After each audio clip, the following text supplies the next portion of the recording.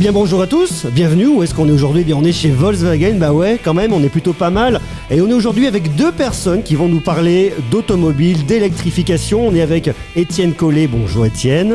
Bonjour. Bien bonjour, on est également avec Nicolas Marty. Bonjour Nicolas. Bonjour à toi. Comment est-ce que ça va tous les deux? Très très bien, on est ravis de t'accueillir ici. Eh ben ouais. Très très bien, content d'être ici et content d'échanger avec toi. Eh ben merci de m'accueillir chez vous. Alors chez vous, presque chez vous, mais je sais qu'on est en tout cas chez vous sur votre lieu de travail. Alors je voudrais déjà, avant qu'on commence à parler automobile, avant qu'on commence à parler électrification, eh bien que vous commenciez déjà vous à vous présenter, savoir ce que vous faites. Mais juste avant, j'ai un petit message. Abonne-toi au podcast de mon papa, sinon gare à toi. Alors Étienne, quel est ton job ici, toi, au sein de Volkswagen? Alors moi je suis chef de produit pour la gamme ID Buzz, donc le véhicule, un véhicule dont on va sûrement parler pendant cette vidéo. Chef de produit, le métier c'est organiser une gamme de produits pour pouvoir la distribuer en France, donc que ce soit la tarification, que ce soit les finitions, les équipements qu'on met dans le véhicule, et pour pouvoir la proposer à notre réseau qui va venir vous le distribuer pour que vous puissiez simplement l'acheter, le conduire et l'essayer en France. Bon, voilà, les choses sont très très claires. Et toi, Nicolas? Et moi, je m'occupe de le reste de la famille ID, donc ID 3, 4, 5 pour la marque Volkswagen aussi. Ouais. Donc il y a eu pas mal de lancements et il y a ID 5 très prochainement aussi qui va arriver. Il n'y a pas un fond d'accent dans ta voix? Petit fond d'accent du sud, ouais. Ouais, c'est ça. Okay. J'ai entendu un truc un peu chantant, ça vient d'où cet accent? Exactement, à côté de Montpellier. Ah, à côté de Montpellier, parfait. Nous, on est allé au Pic Saint-Loup il n'y a pas longtemps, c'est très sympathique. Je sais pas si c'est une très belle région et il faudrait y retourner vite. On prévoira le truc.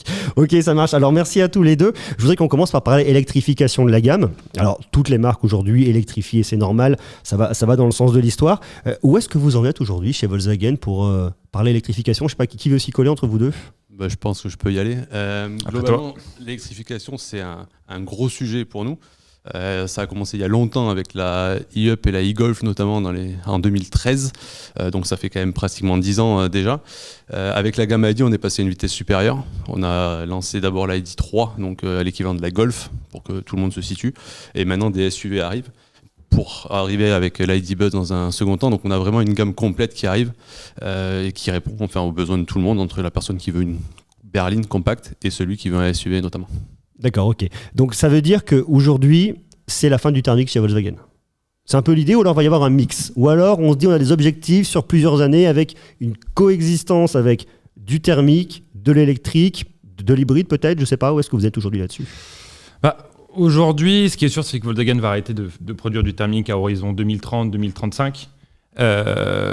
Nous, on va s'axer quasiment exclusivement sur la mobilité électrique, en effet, mais il va falloir y avoir une vraie phase de transition, et elle existe aujourd'hui. On a la famille ID, dont s'occupe Nicolas, qui est vraiment la partie électrique, mais vous trouvez encore des Golf, des Tiguan, toute la famille thermique, et qui est aussi adaptée en déclinaison hybride. Donc ça permet d'avoir une vraie transition, que tout le monde trouve son compte, évidemment pour bouger vers une mobilité électrique, mais c'est une phase de transition qui va durer encore quelques années. Ok, alors pourquoi est-ce qu'aujourd'hui j'irais prendre une électrique? Si je me dis, allez, je veux un véhicule de Volkswagen, j'aime la marque, les valeurs me plaisent, pourquoi est-ce que je me dirigerais plus par le thermique? On connaît un peu l'histoire. L'hybride, on voit un peu les usages électriques.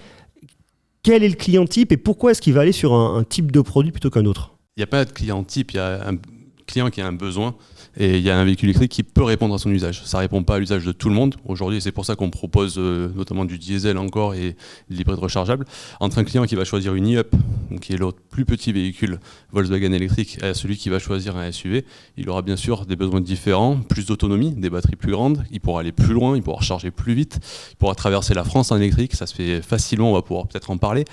Et clairement, c'est de se dire, voilà, on a des véhicules, si quelqu'un veut un diesel, il a la possibilité d'acheter un diesel. Si quelqu'un veut un hybride rechargeable parce que ça correspond à son besoin, c'est le cas, et un électrique aussi.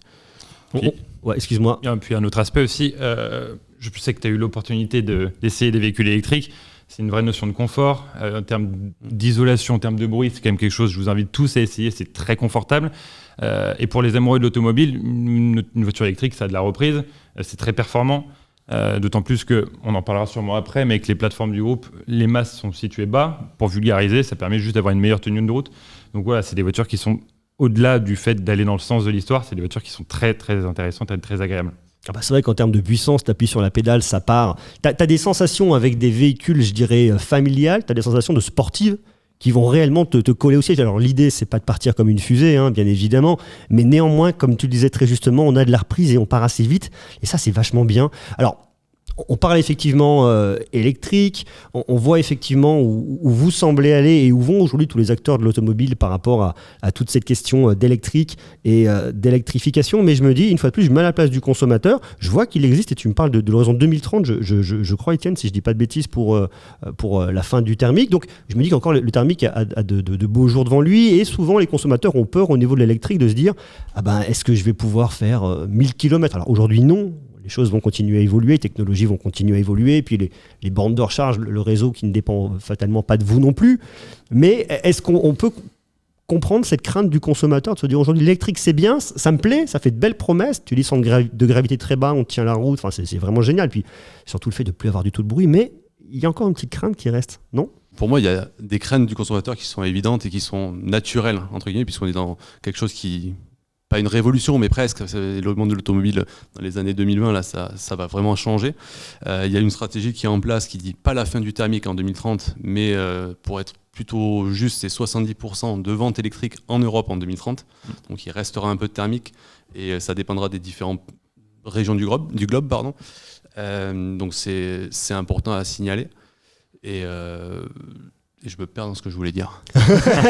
Non, mais tu vois, la question, c'est est-ce que ça fait peur aujourd'hui ? Oui. Moi, je trouve ça génial et je suis convaincu. Puis quand on en essaye, j'ai eu la chance d'essayer différents modèles de véhicules électriques aujourd'hui, et tu vois, le bénéfice, il est énorme. Mais si tu prends ton exemple concret, qu'est-ce qui t'a fait peur en électrique, si quelque chose t'a fait peur ? Mais moi, j'ai pas de voiture. Je roule en moto.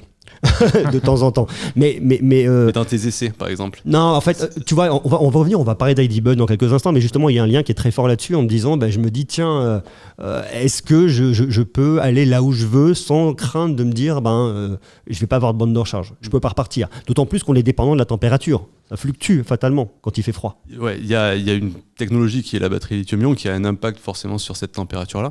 Pour donner un exemple, pendant les vacances de Noël, là, je suis parti de Paris, forcément, puisqu'on est sur Paris. J'ai fait un petit road trip en France. Donc j'ai fait Paris-Rennes, Rennes-Toulouse, Toulouse-Montpellier, Montpellier-Nice, Nice-Paris. Bravo. Pour te dire que c'est possible. J'avais pas la plus grosse batterie qu'on propose. J'avais la batterie intermédiaire sur mon ID3, qui recharge un peu moins vite aussi.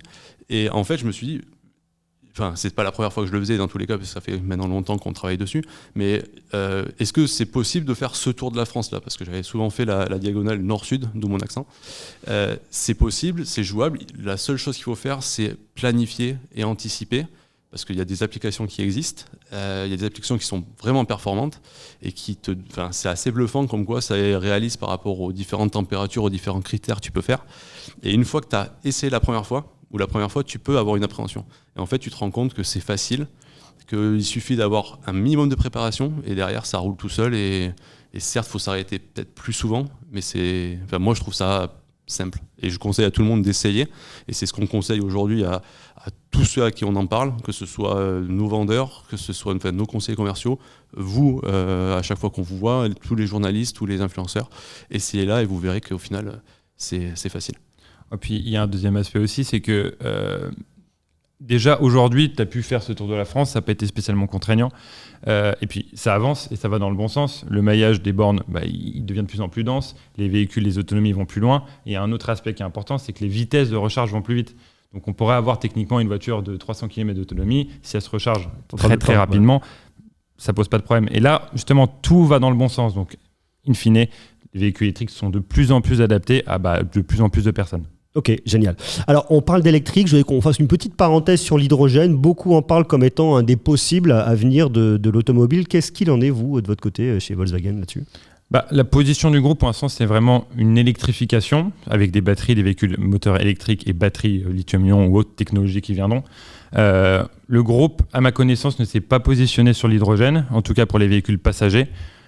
Donc non, c'est pas une technologie sur laquelle notre groupe se positionne, mais c'est une des technologies possibles pour répondre à des besoins évidemment de pollution et de tout ce qui va avec. Yes, en fait, pour aller même plus loin, c'est-à-dire qu'aujourd'hui on investit beaucoup d'argent et beaucoup d'énergie sur l'électrique pour le plus grand nombre. L'hydrogène, c'est quelque chose qui est travaillé pour la partie bus-camion avec nos marques MAN notamment, MAN Scania. Il y a aussi d'autres carburants de synthèse qui sont à l'étude, notamment pour les véhicules plus sportifs qu'on peut avoir dans le groupe. Donc c'est vraiment l'intérêt, c'est d'aller vers une comment dirais-je, vers une neutralité carbone. Et ça peut passer, forcément, ça passera par l'électrique, par les batteries, mais pas que. Et ça arrivera dans les années à venir. Ouais, donc on voit que l'électrique est un des possibles. En tout cas, dans l'immédiat, c'est la solution qui est retenue de façon un peu générale, mais il y aura probablement d'autres alternatives qui arriveront dans les années à venir. Ok, alors je veux qu'on enchaîne avec un autre sujet qui est super intéressant. On en a parlé déjà un petit peu entre nous, on en a parlé sur YouTube, c'est l'ID-Buzz que j'ai eu la chance de découvrir en avant-première à CES il y a déjà quelques bons jours. C'est quoi ? On nous ramène dans l'idée du combi 100% électrique, les grands espaces, la balade, la liberté. C'est ça que ça vient raconter ID-Buzz aujourd'hui ? C'est exactement ça, et surtout que, alors ça fait de nombreuses années que le groupe veut apporter à nouveau ce combi, parce que ça se voit, tu as le sourire quand t'en parles, c'est un véhicule qui est iconique, tout le monde a de bonnes expériences, tout le monde connaît ce véhicule. On a commencé en 2001 avec un concept car qui s'appelait le Microbus, qui avait été présenté au salon de Détroit. Donc ça fait déjà plus de 20 ans qu'il y a cette volonté d'apporter à nouveau le combi. Aujourd'hui, il arrive vraiment dans une version 100% électrique, donc c'est l'ADN du combi. Pour preuve, à l'origine, le combi c'était une version familiale, transport de personnes, qu'on va aussi avoir sous le nom d'ID-Buzz, et une version utilitaire qui est très importante aussi. Et vous commencez par l'utilitaire d'ailleurs ? On fait les deux. Les deux vont arriver en même temps. Okay. Et cette version utilitaire s'appellera l'ID-Buzz Cargo. Et donc, ce sera le même véhicule décliné avec une zone de chargement à destination des professionnels. Et donc, voilà, ce combi, comme il y a de nombreuses années, il va apporter des solutions pour tout le monde. Du voyage, il va apporter de la mobilité urbaine pour les professionnels. Donc, on est très, très content de l'apporter. Et puis, on sait qu'on a déjà beaucoup de retours positifs de cette voiture. Et on est ravis de pouvoir vous le présenter dans très peu de temps. Ok, alors je trouve ça moi génial et j'ai beaucoup aimé. Alors, c'est vrai qu'on n'a pas encore pu découvrir la partie connectivité. Ça arrivera bientôt, donc on en reparlera sur YouTube très probablement. Donc, restez connectés. Après, c'est vrai quand on se dit combi, grands espaces, on revient toujours à cette fameuse question de l'électrique. Est-ce que je vais me dire, tiens, je vais partir me faire un road trip dans les plateaux du Larzac sans avoir peur de rester bloqué ? Est-ce que je vais partir, aller me faire un truc, je vais partir au ski, j'ai dans mon combi, je suis pas à la Belle Étoile parce qu'il fait un peu froid quand même l'hiver, mais je me tente un truc comme ça à la montagne. Pour moi, ça marche, mais est-ce qu'avec le côté électrique, il y a un truc qui peut faire peur là-dessus aussi ? Eh ben, déjà, on le prêtera à Nicolas qui refera un 3e Tour de la France. Merci, et on te prouvera que ça marche. Oui, ça va être un véhicule qui va être adapté. Et pour preuve, à horizon 2025-2030, il y a une version California. Donc pour nous, California, c'est une version camper, le véhicule de loisir qui va être développé sur la base de l'ID. Donc il y a vraiment une volonté de prouver que ce véhicule peut voyager. Et oui, c'est possible parce que quand tu te fais un road trip, et je crois savoir que tu as déjà roulé sur les routes, l'objectif, c'est pas de prendre la voiture, de faire 500 bandes d'autoroute et puis de s'arrêter. C'est vraiment le voyage qui est important, à des vitesses, des allures qui sont tout à fait raisonnables, et c'est le voyage. Donc, avec un véhicule qui va avoir, disons, plus de 400 km d'autonomie, en une journée, c'est vraiment quelque chose qui est abordable. De plus, le maillage des villes en France permet largement de faire ce voyage, de profiter des paysages, de s'arrêter à un endroit où on peut recharger son véhicule. Donc, j'espère que tout le monde pourra essayer, et vous verrez que ce sera un véhicule qui sera adapté pour ce genre de mission. C'est un élément important dans la gamme de Volkswagen de faire revenir le combi en version électrique. Ça permet quoi d'aller chercher de nouveaux clients, de jouer un peu sur le côté nostalgique. C'est une force pour vous aujourd'hui d'avoir un combi électrique ? Oui, c'est une force parce que, comme on le disait juste avant, c'est un véhicule qui est iconique. On ne compte pas le nombre d'apparitions qu'il y a eu dans les films. Il est même associé à un mouvement. Enfin, c'est quand même quelque chose qui est très important pour nous. Et on a un rôle, c'est presque un besoin de devoir le ressortir parce que c'est une image de Volkswagen, on l'associe très très facilement. Et puis nous, d'un autre côté, il nous permet de répondre à des besoins de nos futurs clients sur la famille ID qui va venir compléter les nombreux véhicules que propose la gamme de Nicolas. Et donc avec des versions de transport de personnes avec plus de place, on pourra aller jusqu'à 7 places à terme. Dans l'ID-Buzz ? Dans l'ID-Buzz. Génial. Donc ça va être vraiment un véhicule qui va permettre de proposer beaucoup de choses. Et en fait, cette famille électrique de la famille ID proposera des solutions pour quasiment tout le monde. D'accord. Donc c'est vraiment un besoin pour nous.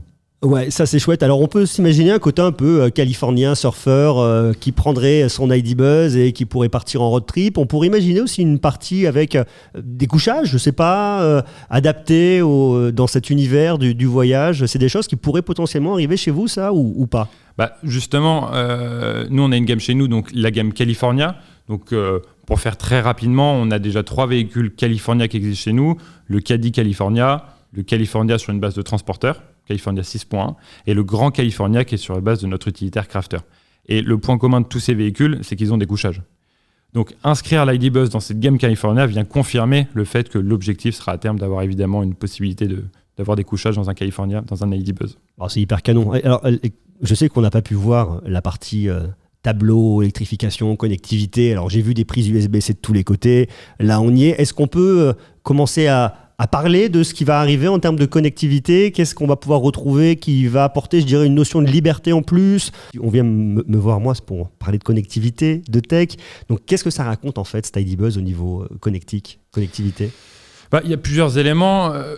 Un des éléments principaux, c'est que au-delà du voyage, de la connectivité, comme tu le parles, en fait, maintenant, l'objectif, ça va être d'intégrer le véhicule dans son cadre de vie, avec plusieurs innovations qui arriveront. On parlera peut-être juste après de la charge bidirectionnelle et des choses qui vont venir faciliter la vie. Donc, qu'on connaît déjà éventuellement sur d'autres gammes, mais le plug and charge, chose toute simple, on vient se brancher à une borne, plus besoin de carte, le véhicule se charge, va simplement alimenter sa gestion de paiement. C'est des choses peut-être qui paraissent simples comme ça, mais qui sont des vraies innovations. Donc ça l'intègre toujours ce contexte de l'électrique plus facile, agréable à vivre, et l'ID Buzz va typiquement s'intégrer là-dedans. Hâte de voir ça et on en reparlera ultérieurement. Alors tu parlais de charge bidirectionnelle, c'est un truc qui est vachement intéressant parce que ça fait un lien avec, je ne vais pas dire la ville du futur, mais là où en tout cas où on va au niveau de la Smart City, des villes plus intelligentes. On voit, notamment en période d'hiver, de par le chauffage, d'avoir des pics de consommation d'énergie au niveau des centrales, un peu partout, et c'est normal. Est-ce que le fait d'avoir cette charge bidirectionnelle, alors pour rappeler, ça veut dire que le véhicule se charge, prend sur le réseau électrique et vient se recharger, mais qu'on est aussi en capacité de prendre dans la batterie de la voiture pour redonner, alors pas au réseau, mais à un foyer et à une maison. Est-ce que c'est un peu ça l'avenir aussi de l'automobile, de venir redonner de l'électricité dans un foyer, alors dans une certaine mesure bien évidemment, mais ça fait partie de l'histoire?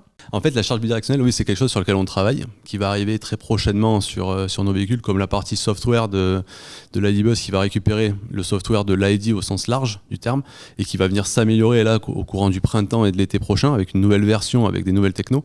Et sur la charge bidirectionnelle qui va arriver avec cette techno-là, on va avoir la capacité d'avoir un foyer, on va dire, qui sera en autarcie, avec potentiellement des panneaux photovoltaïques sur le toit, une borne de recharge dédiée en courant continu qui permettra cette gestion-là, et la voiture qui pourra emmagasiner l'énergie du panneau photovoltaïque et la réinjecter dans la maison. Donc c'est la technologie V2H, donc véhicule to home, pour pouvoir être indépendant. Après, aujourd'hui, la technologie va arriver.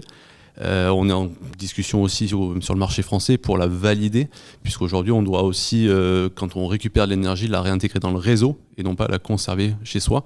D'accord. Donc il y a aussi une partie légale qui est à l'étude aujourd'hui. Mais c'est une technologie qui va dans le sens de l'histoire. Notre idée, c'est d'avoir un véhicule neutre en CO2 et d'avoir cette autarcie-là rend là encore l'énergie plus propre et indépendante. Alors toujours pour aller dans l'idée de rassurer le consommateur, on va se dire ok, je viens, j'ai fini ma journée, j'ai pas forcément beaucoup de batterie, je viens, je branche mon véhicule, il commence à se recharger. Alors tu me parles de courant continu, donc on peut même se dire qu'on pourrait avoir potentiellement des bornes en triphasé chez soi pour recharger plus rapidement. On peut aujourd'hui, enfin tout dépend de l'installation, aujourd'hui en France c'est beaucoup de monophasé, Ouais. mais on est surtout sur une borne aujourd'hui qui est en courant alternatif. Ouais. Et là on aurait une borne en courant continu, donc qui sera potentiellement aussi un peu plus onéreuse, mais qu'il faut calculer, enfin chaque client devra calculer son business case entre guillemets pour voir si à terme, en étant en autarcie, ça marche. Donc ça veut dire qu'on va récupérer le courant, on va commencer à recharger le véhicule et ensuite le véhicule lui va pouvoir rendre et redistribuer, tout en sachant que la nuit, lorsque le pic de consommation sera passé, il va pouvoir lui se recharger pour être prêt le matin à l'heure à laquelle on aura besoin de son véhicule pour partir. Que le client ne se dise pas « Ah ben mince, j'ai redistribué au réseau et je repars le matin, je suis à vide et c'est dommage. » Exactement, tout ça pourrait être géré en le paramétrant, on peut dire, en allant utiliser l'énergie de la voiture jusqu'à une certaine capacité de batterie et autres.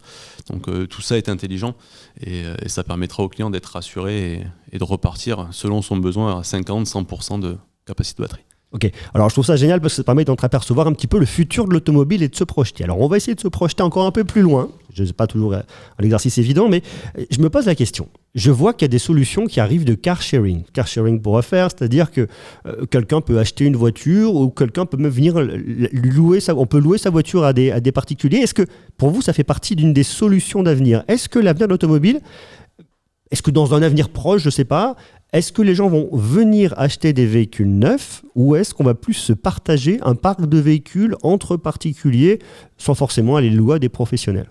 Je fais un rapide raccourci, mais la solution thermique, elle se renvoie en plein de solutions d'avenir. On a l'électrique, on va peut-être de l'hydrogène, il y a plein de solutions qui se développent.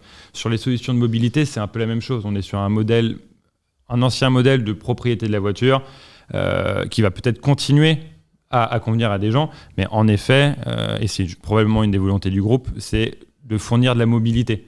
On n'est plus juste là à fournir un véhicule, on va fournir des services de la mobilité. Donc ça peut être éventuellement de proposer du car sharing, ça peut être éventuellement de proposer un véhicule qui reste à soi. Il y a plein d'ouvertures possibles. Donc en effet, la mobilité, elle est vraiment en train de se transformer et le groupe Volkswagen, de manière générale, le prouve. On vient se positionner sur beaucoup plus de services, développement des logiciels, comme le disait Nicolas. On a, pas cité les marques du groupe, mais qui viennent proposer chacun différents modules de mobilité. On a aussi des scooters désormais. Donc oui, évidemment, tout ça va bouger. Génial. Et en plus, pour rajouter ça, on a créé une marque qui s'appelle WE aujourd'hui, W-E, et qui propose différents services donc qui s'enrichissent au fur et à mesure. Et ils ont commencé notamment à Berlin, donc en Allemagne, avec WeShare, qui est une solution de car sharing, comme on peut trouver chez d'autres constructeurs à Paris ou ailleurs.